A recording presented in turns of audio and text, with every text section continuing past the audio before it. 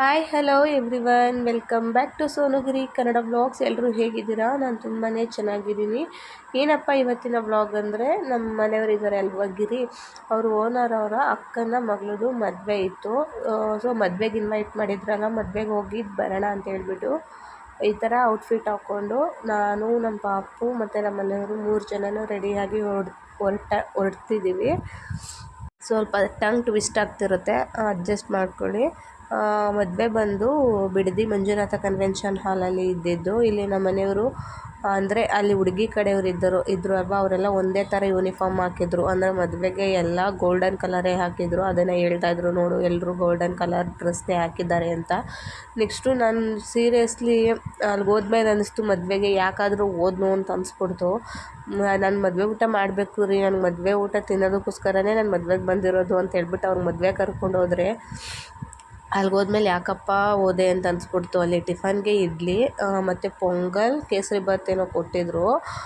ನನಗೆ ಮನೇಲಿದ್ದಾಗ ಚೆನ್ನಾಗೇ ಇದೆ, ಬಟ್ ಅಲ್ಲಿಗೆ ಹೋದ್ಮೇಲೆ ಯಾಕೋ ವಾಮಿಟು, ಸುಸ್ತು ಮತ್ತು ತಲೆನೋವು ಸಿಕ್ಕಾಪಟ್ಟೆ ಅನಿಸ್ಬಿಡ್ತು. ನನಗಂತೂ ಜಾಸ್ತಿ ಕ್ಲಿಪ್ಪಿಂಗ್ಸ್ನು ತೊಗೊಳಕ್ಕಾಗಲಿಲ್ಲ ಮತ್ತು ಜಾಸ್ತಿ ವೀಡಿಯೋಸ್ಗಳು ಮಾಡ್ಕೊಳ್ಳೋದಕ್ಕಾಗಲಿಲ್ಲ. ನೋಡ್ತಾ ಇರ್ಬೋದು, ನಾವು ಬಂದು ಇಲ್ಲಿ ಕೂತ್ಕೊಂಡು ಎಲ್ಲ ಕ್ಲಿಪ್ಪಿಂಗ್ಸ್ನ ತೊಗೊಳ್ಬೇಕಾದ್ರೆ ನಮ್ಮ ಮನೆಯವ್ರಿಗೆ ಹೇಳ್ತಿದ್ದೆ, ಬೇಗ ಹೊರಟೋಗ್ಬಿಡೋಣ ಮನೆಗೆ, ನನ್ನ ಕೈಲಿ ಆಗ್ತಿಲ್ಲ ಅಂತ. ಬಟ್ ಅಲ್ಲಿ ದಾರೆ ಮುಹೂರ್ತ ಇದ್ದಿದ್ದು 10:30ಗೆ, ಬಟ್ ನಾವು ಅಲ್ಲಿಗೆ 9 ಗಂಟೆ ಅಷ್ಟರಲ್ಲಿ ಹೋದ್ವಿ. ಇನ್ನೂ 1 ಅವರ್ ಏನೋ ಇತ್ತು.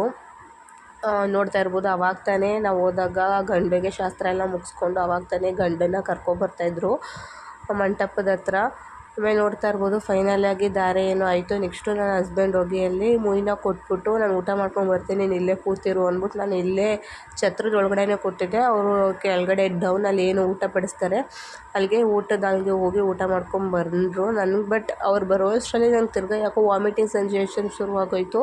ನೆಕ್ಸ್ಟ್ ಅಲ್ಲಿ ನಮ್ಮ ಹಸ್ಬೆಂಡ್ ಅವ್ರ ಓನರ್ ಇದ್ದಾರಲ್ವ, ಅವ್ರ ಮಗಳು ಅಲ್ಲೇ ಇದ್ಲು. ಅವ್ರ ಕೈಗೆ ನನ್ನ ಪಾಪನ ಕೊಟ್ಬಿಟ್ಟು, ಡಿಶುನ ಕೊಟ್ಬಿಟ್ಟು ಬರ್ತೀನಿ ಅಂತ ಹೇಳಿ ನನಗೇನು ವಾಮಿಟ್ ಆಗ್ತಾಯಿತ್ತು. ಎಲ್ಲ ಕ್ಲಿಯರ್ ಮಾಡಿಕೊಂಡು ಆಮೇಲೆ ಬಂದು ಇಲ್ಲಿ ನೋಡ್ತಾ ಇರ್ಬೋದು, ವೆಂಕಟರಮಣ ಸ್ವಾಮಿದು ಮತ್ತು ಇನ್ನೊಂದು ಯಾವುದೋ ದೇವರು ಅಂತ ಗೊತ್ತಿಲ್ಲ, ಸ್ಟಾರ್ಟಿಂಗ್ ಆ ಒಂದು ವಿಗ್ರಹಗಳನ್ನ ಇಕ್ಕಿದ್ರು. ಅದ್ರ ಜೊತೆ ಒಂದು ಕ್ಲಿಪ್ಪಿಂಗ್ಸ್ನ ತೊಗೊಂಡು, ಇಲ್ಲಿಂದ ಗಿರಿ ಬಂದಿರಲಿಲ್ಲ ಊಟ ಮುಗಿಸ್ಕೊಂಡು. ನಾವು ಆಚೆ ಎಂಟ್ರೆನ್ಸಲ್ಲಿ ನಾನು ನಮ್ಮ ಪಾಪು ದಿಶು ಇಬ್ಬರು ವೆಯ್ಟ್ ಮಾಡ್ತಾಯಿದ್ವಿ ಗಿರಿ ಬರೋ ತನಕ. ಸೀರಿಯಸ್ಲಿ ಈ ಥರ ಆಗುತ್ತೆ ಅಂತ ಗೊತ್ತಿರೋ ನಾನು ಹೋಗ್ತಾನೆ ಇರಲಿಲ್ಲ, ಆರಾಮಾಗಿ ಮನೇಲಿ ರೆಸ್ಟ್ ಮಾಡ್ತಿದ್ದೆ ಅಂತಲೇ ಹೇಳ್ಬೋದು. ಆಮೇಲೆ ಊಟ ನೋಡ್ಬಿಟ್ಟು ನಮ್ಮ ಮನೆಯವರು ಎಷ್ಟು ಚೆನ್ನಾಗಿತ್ತು ಗೊತ್ತಾ, ನೀನು ಬರಬೇಕಾಗಿತ್ತು ಅಂತ ಹೇಳ್ತಾಯಿದ್ರು. ಒಬ್ಬಿಟ್ಟನು ಊಟ ಅಂತೆ, ತುಂಬಾ ಚೆನ್ನಾಗಿತ್ತಂತೆ. ಸೀರಿಯಸ್ಲಿ ನನಗಂತೂ ಯಾವ ಥರ ಆಗ್ಬಿಡ್ತು ಅಂದರೆ, ಪಾಪ ಮನೆಗೆ ಬಂದಮೇಲೆ ನಮ್ಮ ಮನೆಯವರೇ ಬಿಸಿನೀರು ಕಾಯಿಸ್ಕೊಡೋದಾಗಿರ್ಬೋದು, ಊಟ ಮಾಡಿಸೋದಾಗಿರ್ಬೋದು, ಪಾಪ ಪ್ರತಿಯೊಂದು ಅವರೇ ಮಾಡಿದ್ರು. Seriously is my lucky charm ಅಂತಲೇ ಹೇಳ್ಬೋದು. ನಾನು ಏನಾದ್ರು ಹುಷಾರು ತಪ್ಪೋದ್ರೆ ಒಂದು ರೀತಿ ಮಗುಗಿಂತ ಜಾಸ್ತಿನೇ ಕೇರ್ ಮಾಡ್ತಾರೆ ಅಂತಲೇ ಹೇಳ್ಬೋದು. ಇದು ಯಾಕೆ ನಾನು ತಲೆಗೆ ಈ ಥರ ಬಟ್ಟೆ ಕಟ್ಟಿದ್ದೀನಿ ಅಂದರೆ, ಆ ಥರ ಬಟ್ಟೆ ಕಟ್ಟಿದಾಗ ಸ್ವಲ್ಪ ತಲೆನೋವು ಎಳ್ದು ಹಿಡ್ಕೊಂಡಂಗೆ ಆಗುತ್ತೆ ಅಂತ ಆ ಥರ ಕಟ್ಟಿದ್ದೀನಿ. ಮತ್ತು ಸುಸ್ತಿಗೆ ನಮ್ಮ ಮನೆಯವರು ORS ತೊಗೊಬಂದು ಕೊಟ್ಟಿದ್ದರು. ಆ ORSನ ಕೊಟ್ಟಮೇಲೆ ಸ್ವಲ್ಪ ರಿಲೀಫ್ ಅನಿಸ್ತು. ಇಲ್ಲಿ ನಮ್ಮ ಪಾಪು ಅಂತೂ ನನ್ನೂ ಮಲಗಿಸ್ಕೊಡ್ತಾಯಿಲ್ಲ, ಅವಳು ಮಲ್ಕೋತಾ ಇರಲಿಲ್ಲ. ಸುಮ್ಮನೆ ಅಳೋದು, ಸುಮ್ಮನೆ ಕಿರಿಕಿರಿ ಮಾಡೋದು ಮಾಡ್ತಾಯಿದ್ಲು. ನನಗಂತೂ ಸಿಕ್ಕಾಪಟ್ಟೆ ಬೇಜಾರಾಯಿತು ಅಂತಲೇ ಹೇಳ್ಬೋದು. ಇವತ್ತಿನ ವ್ಲಾಗ್ ಇಷ್ಟೇ ಗೈಸ್, ಸಿಂಪಲ್ ವ್ಲಾಗ್.